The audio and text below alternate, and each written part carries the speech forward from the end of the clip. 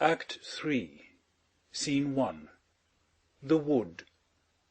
The Queen of Fairies lying asleep. Enter Quince, Snug, Bottom, Flute, Snout, and Starveling. Are we all met? Pat, Pat, and here's a marvelous convenient place for our rehearsal. This green plot shall be our stage, this hawthorn brake our tiring house, and we will do it in action as we will do it before the Duke. Peter Quince. What sayest thou, Bully Bottom? There are things in this comedy of Pyramus and Thisbe that will never please. First, Pyramus must draw a sword to kill himself, which the ladies cannot abide. How answer you that?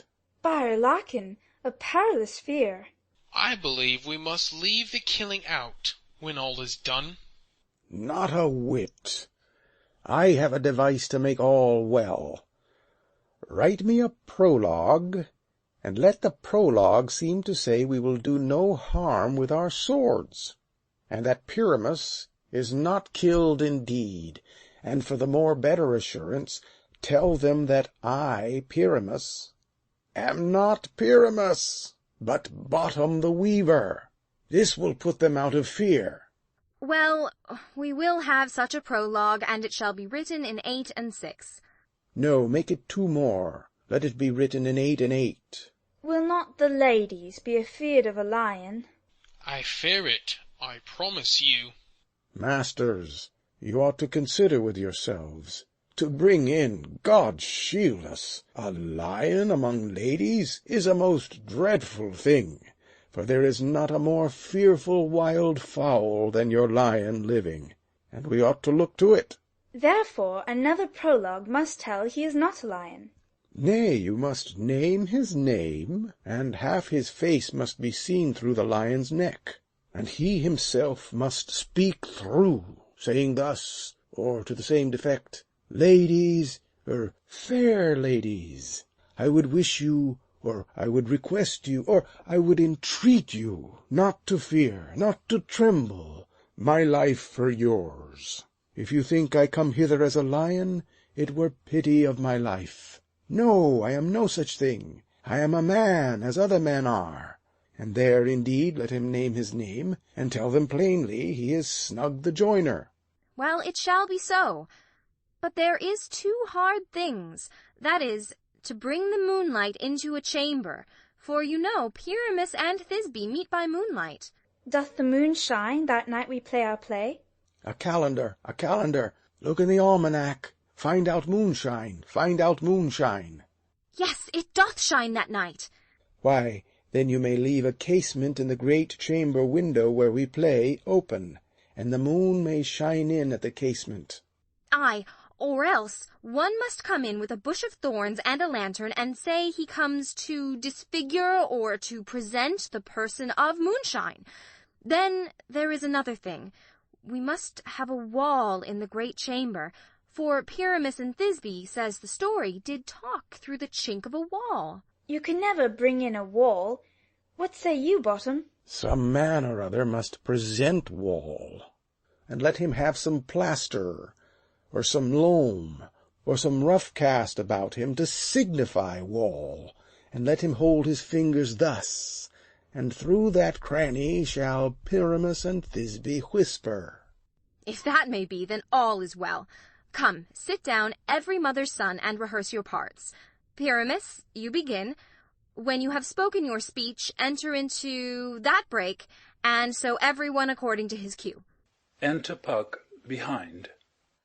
What hempen homespuns have we swaggering here, so near the cradle of the Fairy Queen? What, a play toward? I'll be an auditor, an actor too, perhaps, if I see cause. Speak, Pyramus. Thisbe, stand forth. Thisbe, the flowers of odious savours sweet. Odors. Odors, savours sweet. So hath thy breath, my dearest Thisbe dear. But hark, a voice! Stay thou but here a while, and by I will to thee appear. Exit. a stranger Pyramus than e'er played here. Exit. Must I speak now? Ay, marry, must you, for you must understand he goes but to see a noise that he heard, and is to come again.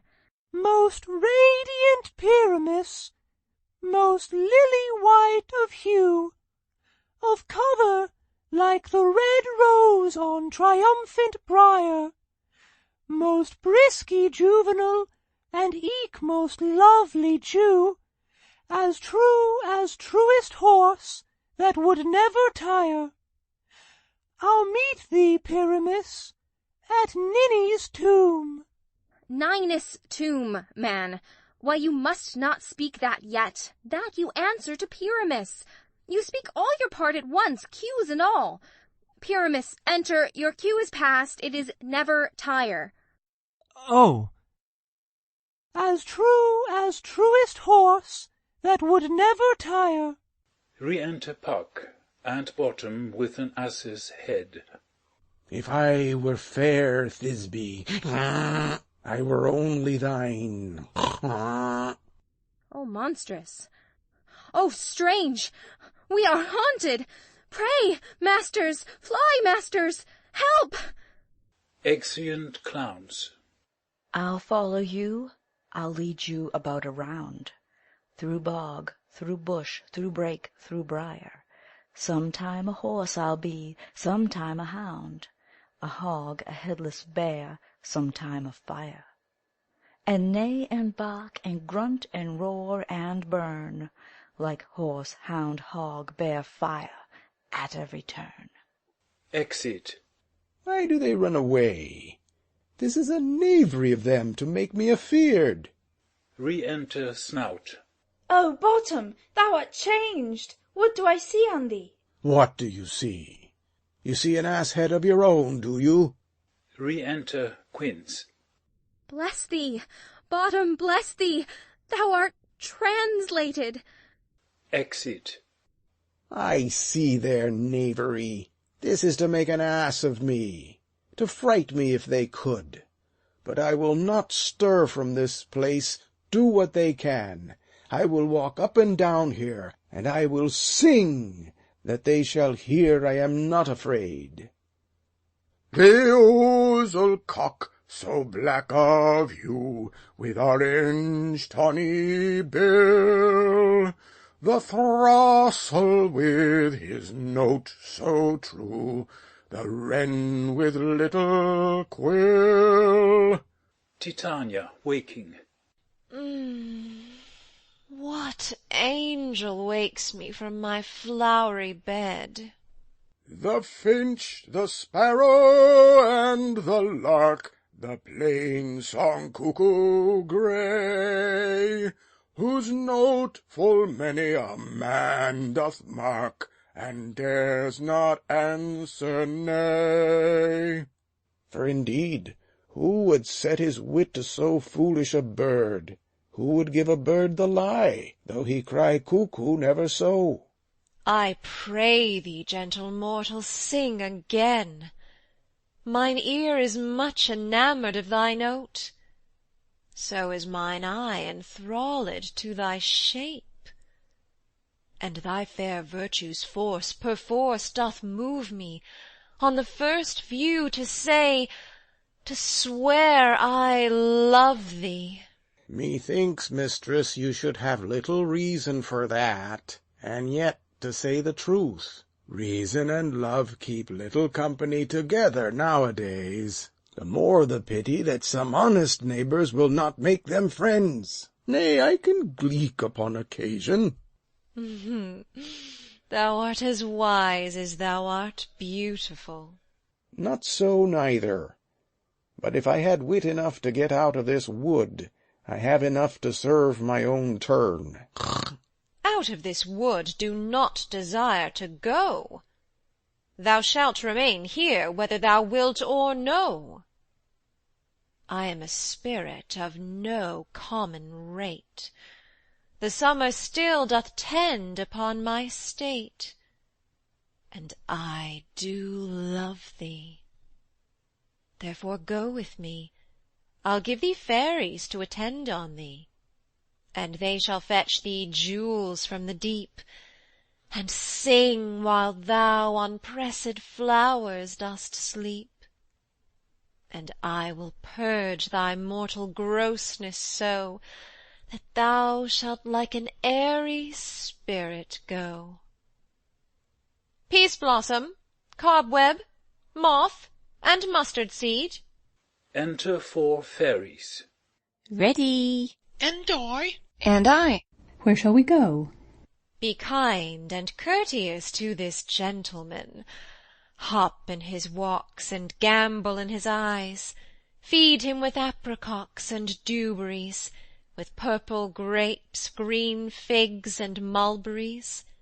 The honey bags steal from the humble bees, and for night tapers crop their waxen thighs, and light them at the fiery glowworm's eyes, to have my love to bed, and to arise, and pluck the wings from painted butterflies, to fan the moonbeams from his sleeping eyes.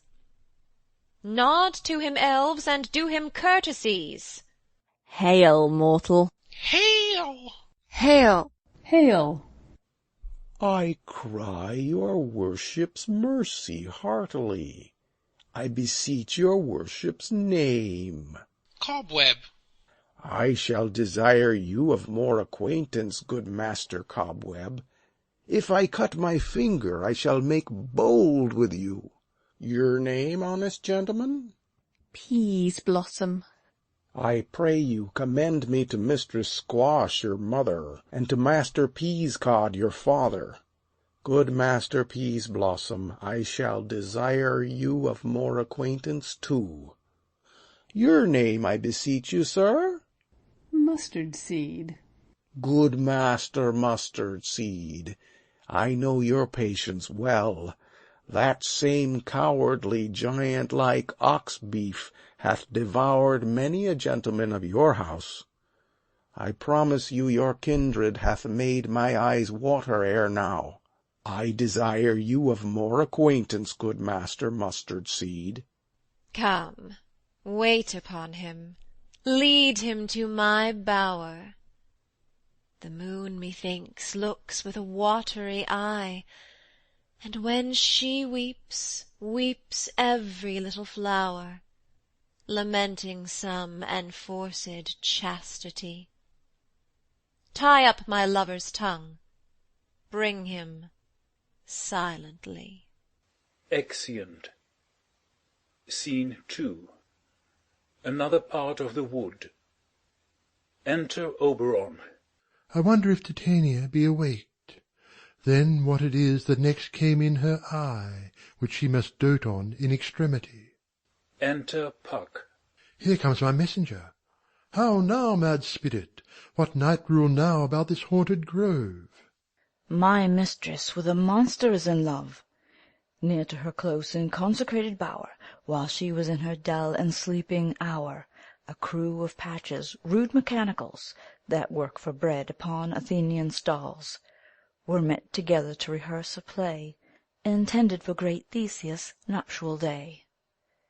The shallowest thick skin of that barren sort, who Pyramus presented in their sport, forsook his scene and entered in a break, when I did him at this advantage take.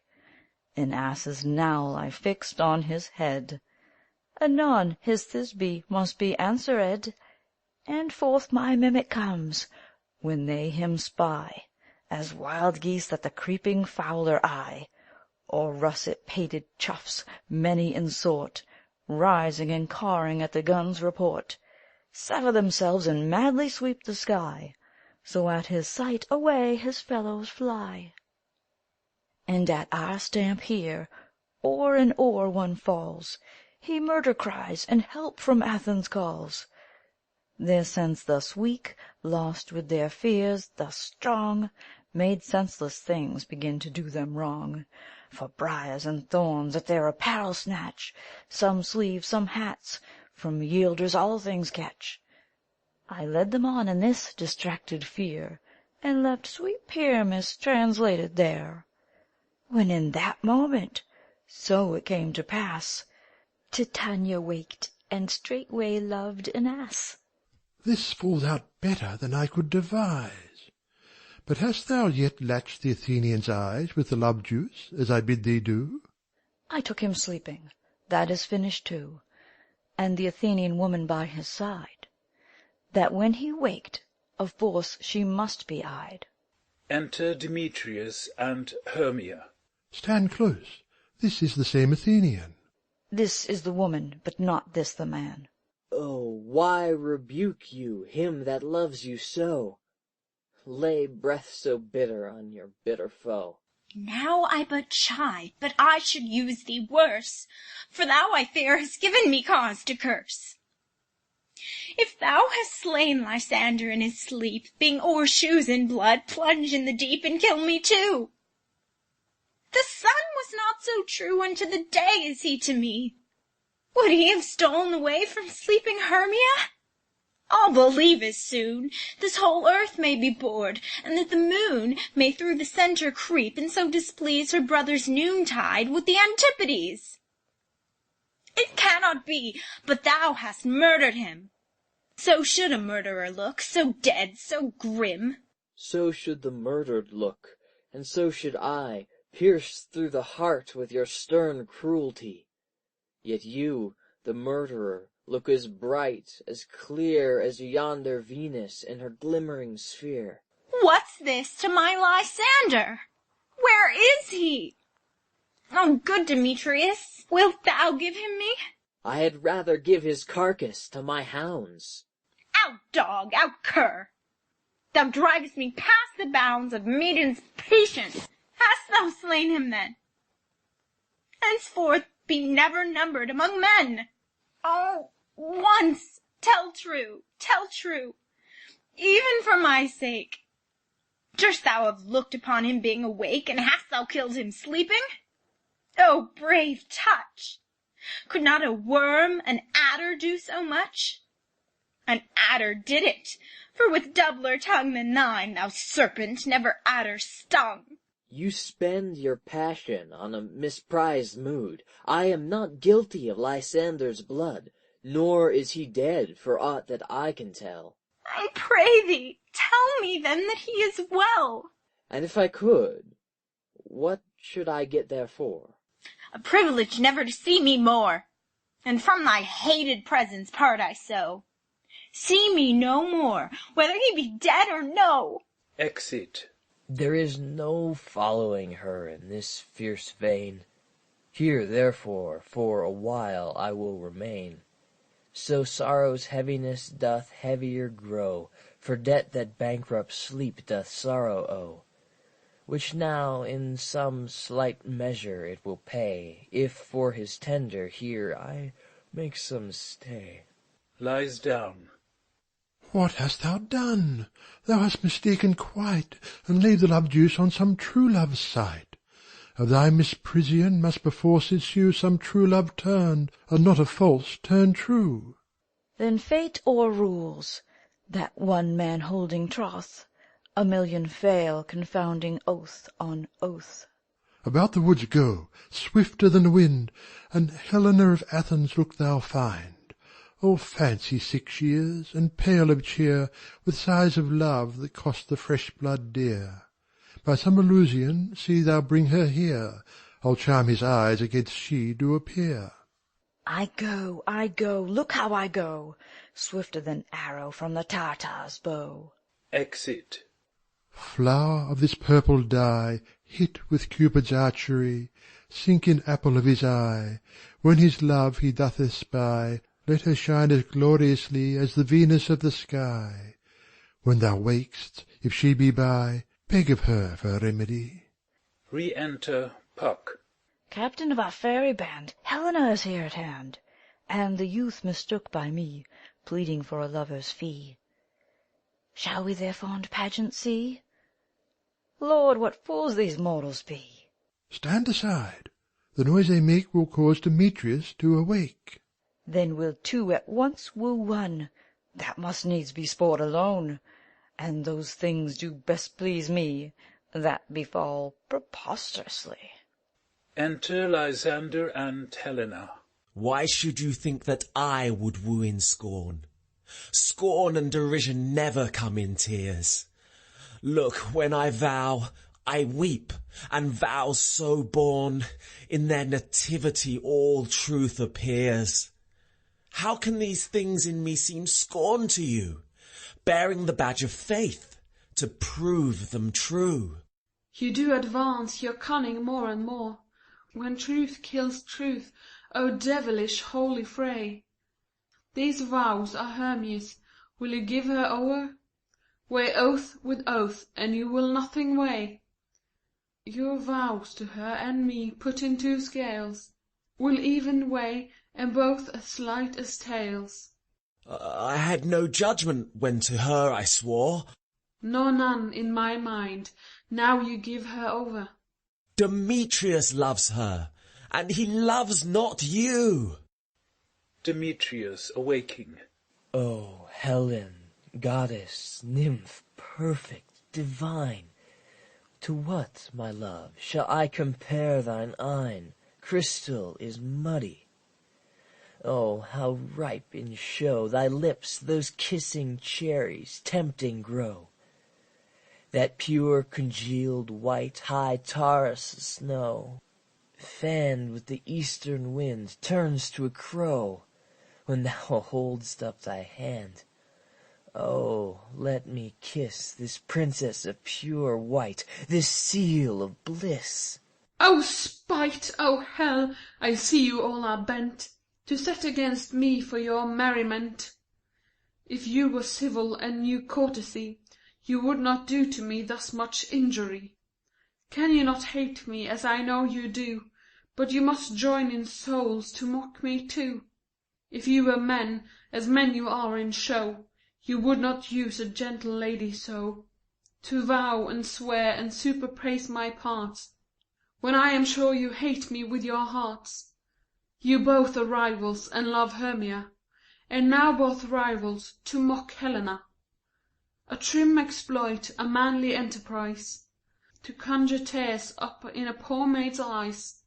With your derision, none of noble thought would so offend a virgin, and extort a poor soul's patience, all to make you sport. You are unkind, Demetrius. Be not so. For you love Hermia, this you know I know. And here, with all goodwill, with all my heart, in Hermia's love I yield you up my part, and yours of Helena to me bequeath, whom I do love and will do till my death. Never did mockers waste more idle breath. Lysander, keep thy Hermia, I will none. If e'er I loved her, all that love is gone. My heart to her but as guest-wise sojourned, and now to Helen is it home returned, there to remain. Helen, it is not so. Disparage not the faith thou dost not know, lest to thy peril thou abbe it dear. Look where thy love comes, yonder is thy dear. Enter Hermia.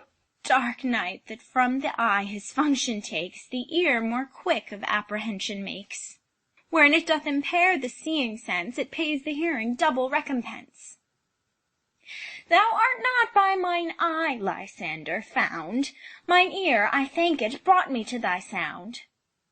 But why unkindly didst thou leave me so?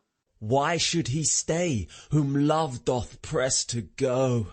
What love could press Lysander from my side?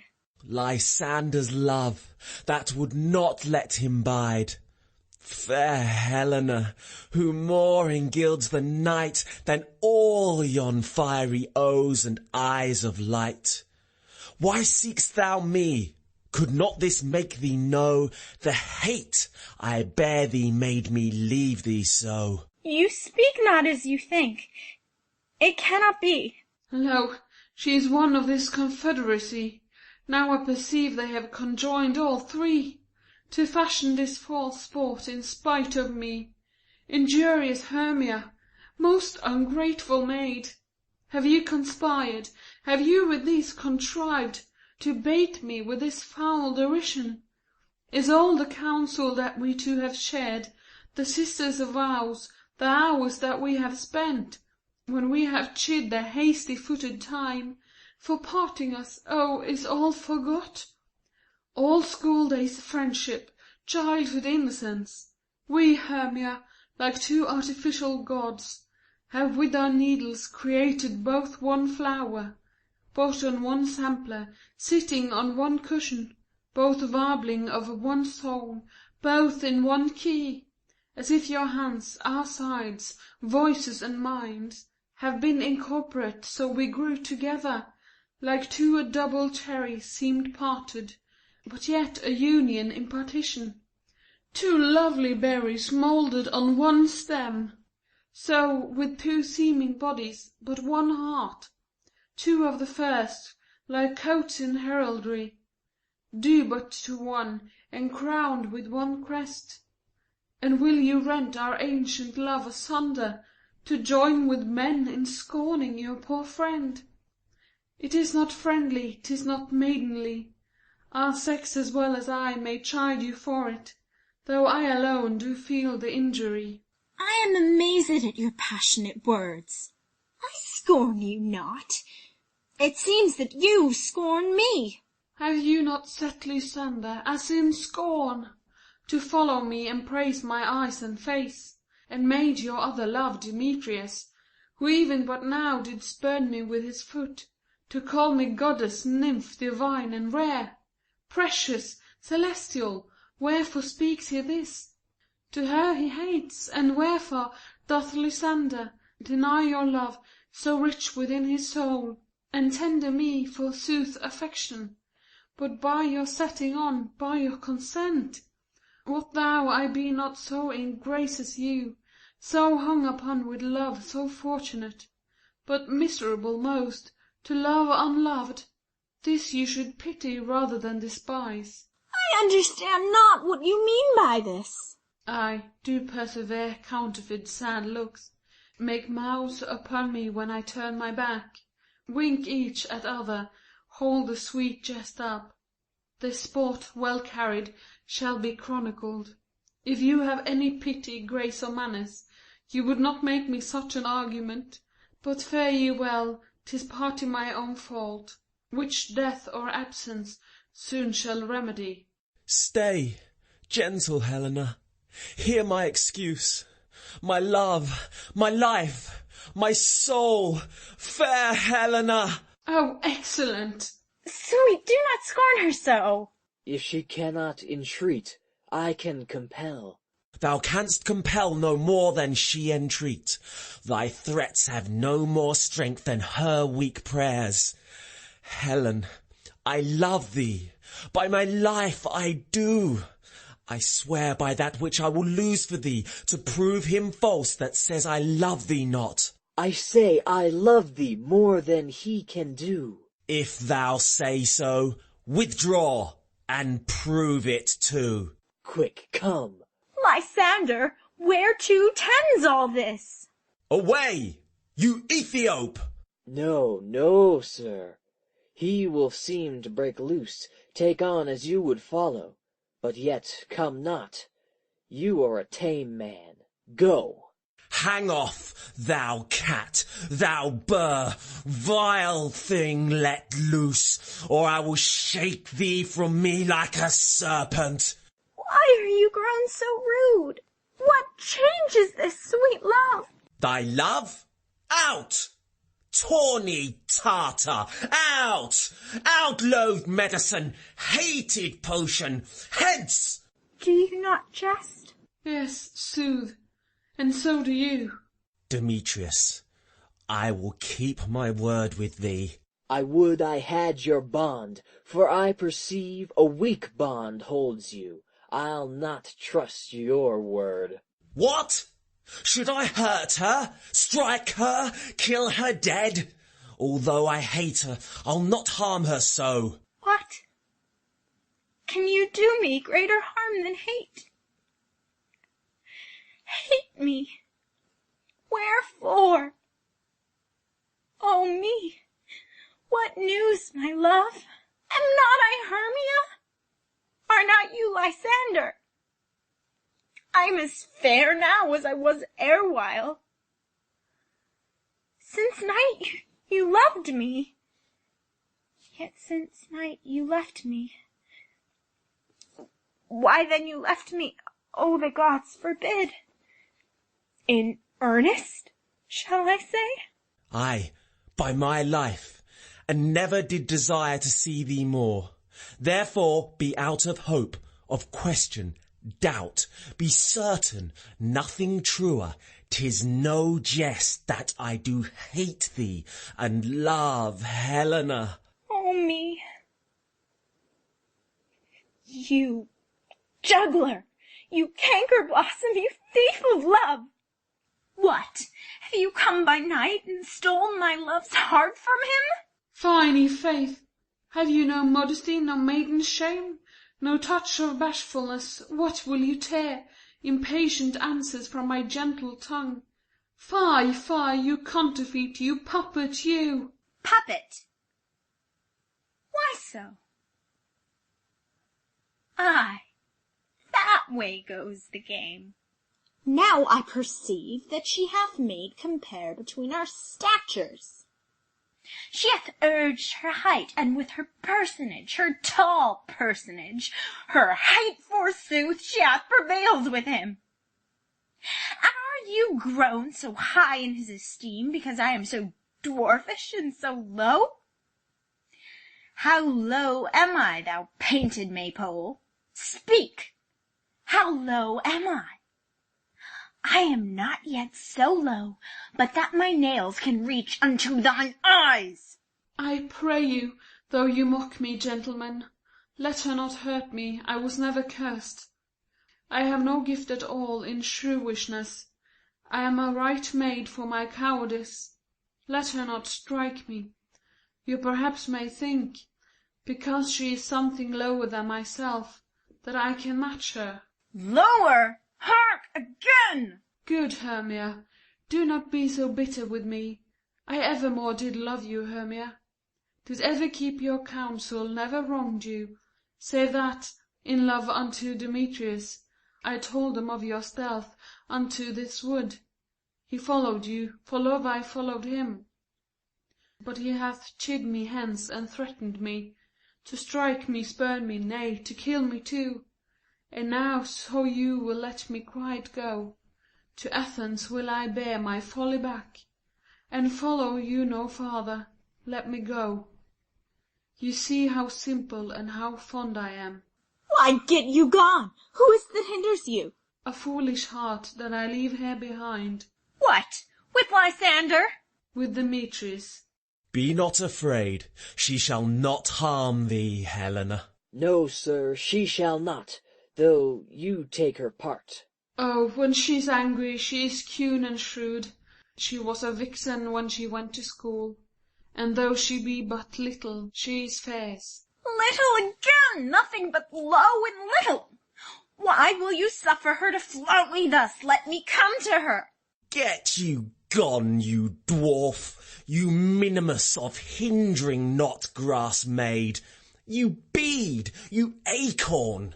You are too officious in her behalf that scorns your services. Let her alone, speak not of Helena, take not her part. For if thou dost intend never so little show of love to her, thou shalt abide it. Now she holds me not. Now follow, if thou durst, to try whose right, of thine or mine, is most in Helena. Follow. Nay, I'll go with thee, cheek by jowl. Exeunt Lysander and Demetrius. You, mistress, all this coil is long of you. Nay, go not back. I will not trust you, I, no longer stay in your cursed company. Your hands than mine are quicker for a fray, my legs are longer, though, to run away. Exit. I am amazed and know not what to say. Exit, pursuing Helena. This is thy negligence. Still thou mistakest, or else committ'st thy knaveries wilfully. Believe me, King of Shadows, I mistook. Did not you tell me I should know the man by the Athenian garment he had on? And so far blameless proves my enterprise, that I have anointed an Athenian's eyes. And so far am I glad it so did sort, as this their jingling I esteem a sport. Thou seest these lovers seek a place to fight. Hie therefore, Robin, overcast the night. The starry welkin cover thou anon with drooping fog as black as Acheron. And lead these testy rivals so astray, as one come not within another's way. Like to Lysander sometime frame thy tongue, then stir Demetrius up with bitter wrong. And sometime rail thou like Demetrius, and from each other look thou lead them thus, till o'er their brows death counterfeiting sleep, with leaden legs and batty wings doth creep. Then crush this herb into Lysander's eye, whose liquor hath this virtuous property, to take from thence all error with his might, and make his eyeballs roll with wonted sight.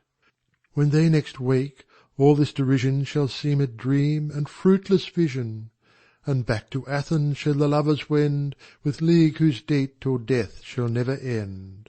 Whiles I in this affair do thee employ, I'll to my queen, and beg her Indian boy. And then I will her charmed eye release from monsters' view, and all things shall be peace. My fairy lord, this must be done with haste, for night's swift dragons cut the clouds full fast, and yonder shines Aurora's harbinger, at whose approach ghosts, wandering here and there, troop home to churchyards, damned spirits all, that in crossways and floods have burial. Already to their wormy beds are gone, for fear lest day should look their shames upon. They wilfully exile themselves from light, and must for aye consort with black-browed night. But we are spirits of another sort. I with the morning's love have oft made sport, and like a forester the groves may tread, even till the eastern gate, all fiery red, opening on Neptune with fair blessed beams, turns into yellow gold his salt green streams. But notwithstanding, haste, make no delay, we may effect this business yet ere day. Exit Oberon.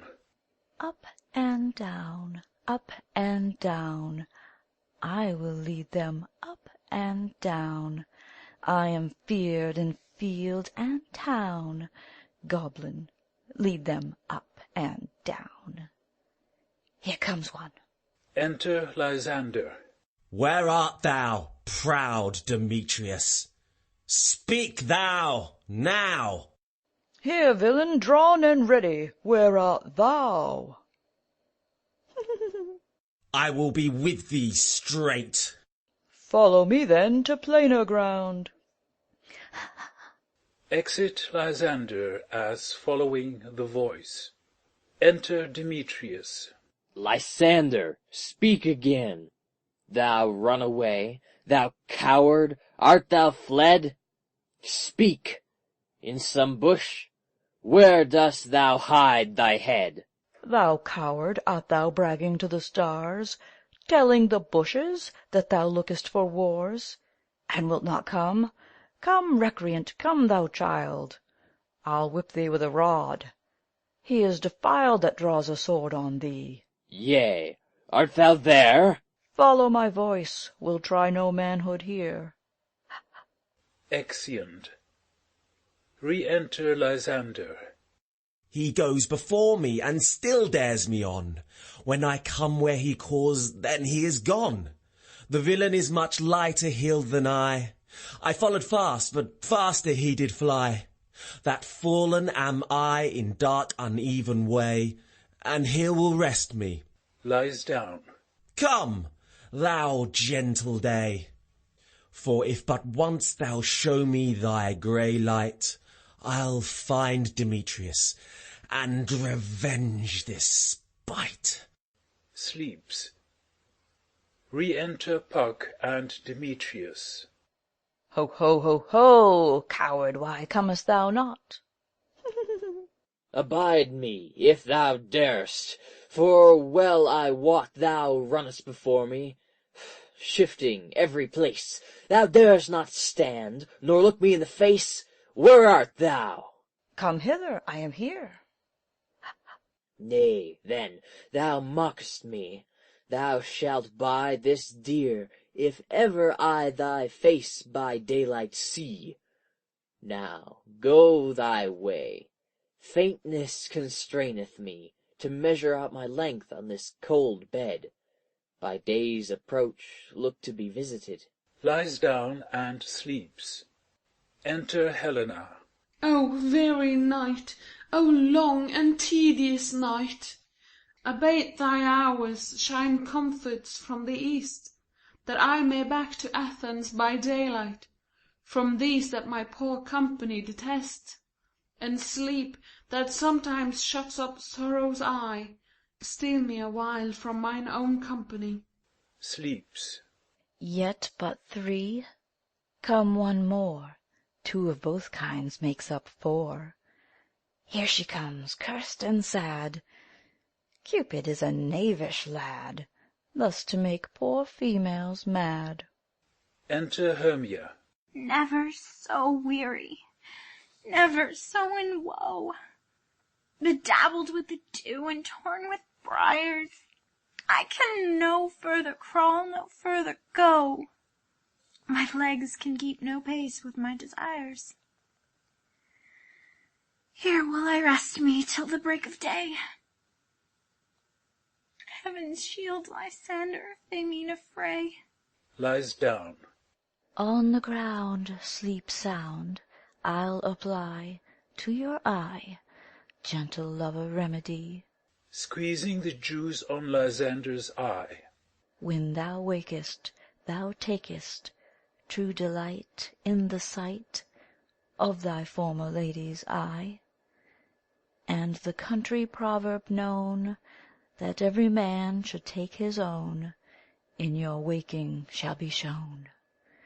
Jack shall have Jill, naught shall go ill.